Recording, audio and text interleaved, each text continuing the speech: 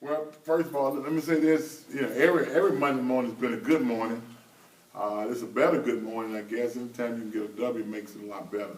And I think it's good, not only for Grambling, but I think for the young guys to get a taste of what a W is all about. And it's homecoming. It's not a matter of who you play. It's a matter of not you won. And we was able to do that this week and let them enjoy their homecoming festivities with their family and everything. But we got to get back to work to try to piece together, to try to find a way to win the next one. So that's where we are at this particular time. You come out injury-free, Doug? Are y'all all right there? Unfortunately, one of the young guys, freshman, who was major in that goal line stance, actually broke his ankle. Ernest Eccles, I thought he did a tremendous job down there in the inside, pushing the pocket, holding up at the goal line.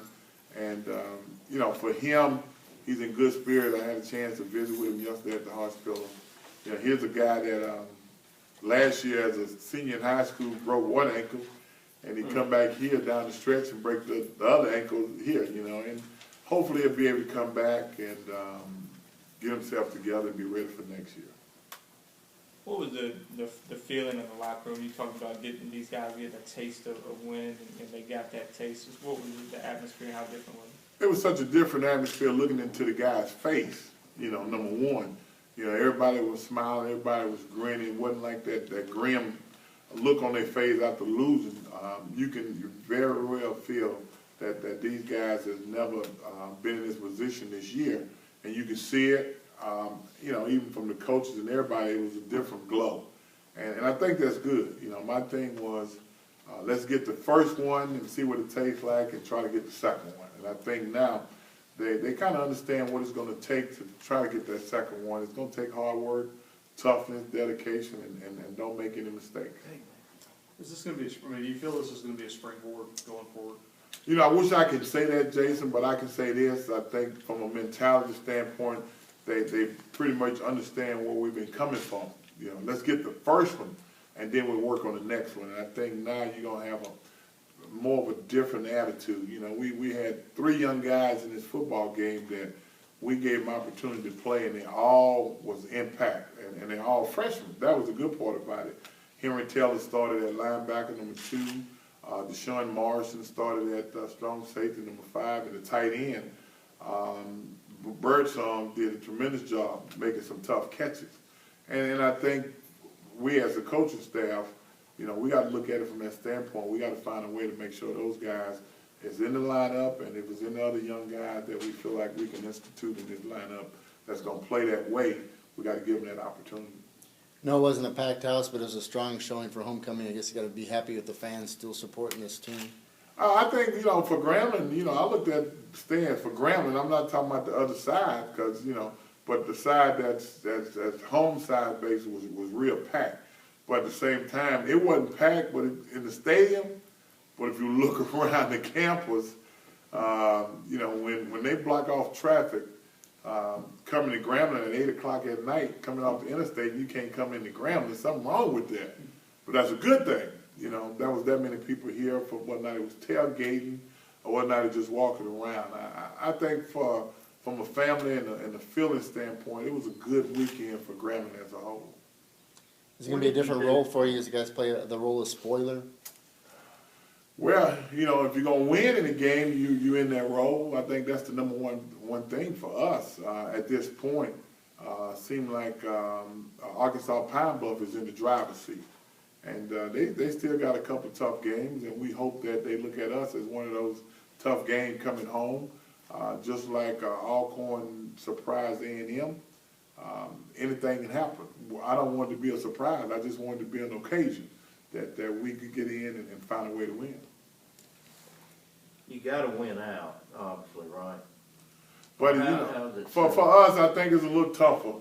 No matter what we do, we can win out. I don't think we'll be in the race. Like I said last week, to me and to everybody else, this is about building on pride and legacy and getting ready for the run next year, basically. You don't want to say that, but when you're in this position, you don't have no other choice. But to be honest with yourself, we can't fool anybody. If we win the next, 3 games, 4 games, you know, we still to be 4 and whatever, 4 and 9, 4 and 5. 4 and And I don't think that would put yourself in that position. What talk about the special teams and the defense Saturday? You know, obviously at least the defense has had some problems up to this point. They've kind of relied on them and special teams, McGee with the return there. How does that feel for them to play well? Well, you know, we say play well. I think they play well in spurts. I think we still gave up too many yards. We had a running back over 100 and some yards. And I think where they really played well was when they got to the goal line. And you know, when you can have a goal line stance, that's a big momentum boost. And we did that, and I think that in itself gave us some confidence. And from a special team standpoint, you know, returning the punt down to the goal, close to the goal in the red zone was a big plus for us. But a lot of, you know, the punt wasn't a great punt, but it was a situation where we had a chance to move the ball down the field. I think overall, I'm gonna be as blunt as I say. We won, but it wasn't pretty. It was one of those old wins that Coach Rob used to say, when the great scores come, it's not how well you play, but who won. And I certainly think it was one of those games. But we did get some good things out of Vibe, like the 3 guys that I mentioned, and also Jawan Martin ran the football like it's supposed to be ran. And I think that's a big plus for us when we look at our stable of running backs. Now we can feel confident. You know, we got at least 4 guys that we can hand the ball off to. We thought about putting Dorrance in, but coming back for the first week, you know, I don't think it'd have been fair to put him in there. I like for him to be a little more assertive and with his knee and things like that before we give him that opportunity.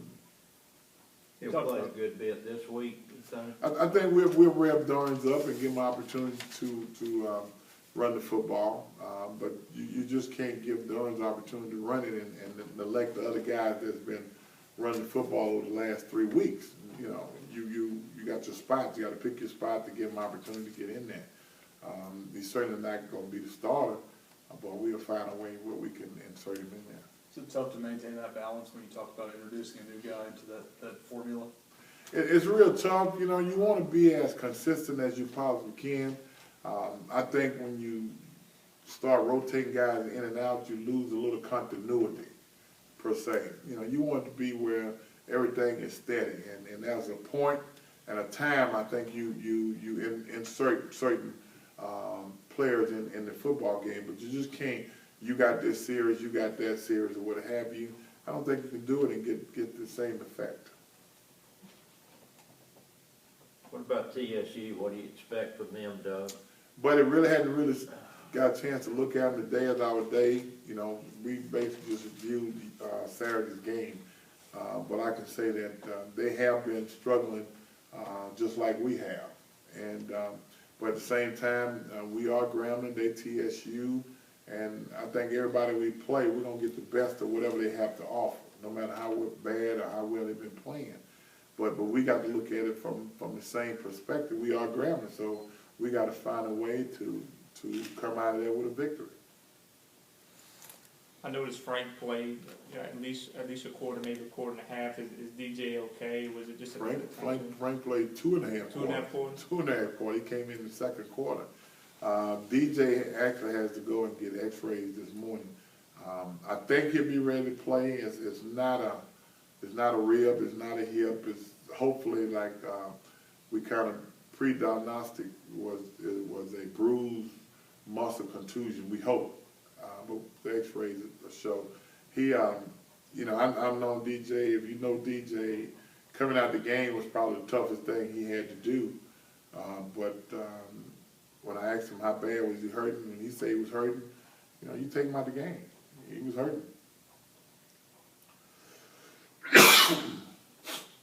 Cedric Skinner, 2 touchdowns. You know, again, the total numbers might not have been very pretty, but got it done at the goal line. Just you talked about looking like Hamburger, playing like steak a couple of weeks ago. Just the contributions there, the impact he's made. Man, Cedric Skinner has, I don't want to say been a surprise because we know what he did in high school, but he wasn't the guy that we felt like was going to end up being the starter. We Dorrance and Martin And we knew Runner had all the ability, and he still does, but Cedric Skinner has been that guy that you want to hang your hat on. He's the type of guy, if you're in a foxhole, you want to be with Cedric Skinner. If you ever watch him come out, he don't have no pads on, ain't wrapped up. For the last couple of weeks, he had bruised shin. The kid really played with a shoulder bruised, but he wouldn't stop practicing. He wouldn't stop going to the weight room. He's the kind of guy you want on your football team. Talked about Eccles getting injured there. I mean, has that kind of been just the way this year's gone? Here you go, get a big momentum boost, and then something like that with a young guy that's really starting to make a move? Yeah, I hate it for him because he has played quite a bit for us, especially in the middle there. He's a big old joker that you just don't move out the way. And, everybody plays with a guy like that sometime, and it gives you an opportunity to take up two blockers. And we kind of lose that. Trey gave us that early in the season. I think now that load falls back on Trey Ford. He has to pick his game up and step in and fill in where Eccles won't be. I hate it for Eccles because he was finally getting in the shape and understanding what he had to do as a player. What do you look for going forward? You're talking about just having something to build on at the end of this season. Anything specific that you're looking for? Yeah, just like I mentioned, the three young guys. That's what we're looking for. Who wants to stand up and say, give me a chance to play? It was so funny. Henry Dye, who played here back in the day with Coach Robinson, he was telling me, he said, man, why don't you just have a grumble scrimmage? And I said, we ain't got nobody grumbling. Back in the day, you used to have guys going to coach office telling them that I think I should be playing and all that. And on Mondays, we used to come back and we had a grumble scrimmage. All the guys who didn't play, you put them in that scrimmage and find out who wants to play. But unfortunately, we hadn't had no grumblers. So ain't no sense having a grumble scrimmage. But us as coaches, we got to make sure that we look around who's on that sideline who hadn't played a lot and try to put themselves in position to make some plays.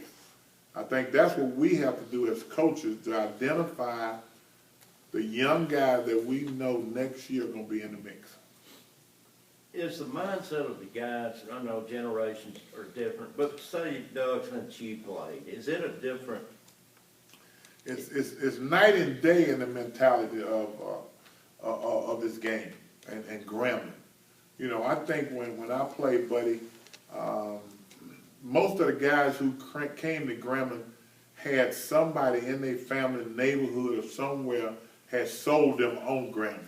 Yeah. And I think now we recruit guys that, we talk to guys all the time. You say, you know anything about Grambling? No, but I think that's the school where that old coach coached. That's the school where that quarterback who won the Super Bowl. But they don't know Grambling. But you're talking about the player, right? The players. Yeah.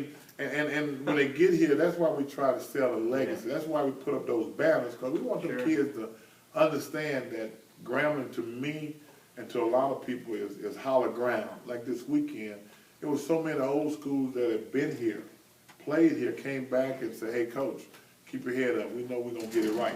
And that's a great feeling, The younger generation, these kids, you try to sell them on Grambling. And I think once they get in, and they're here for a year or so, they buy into it and they understand it. But coming in is a little tough on them.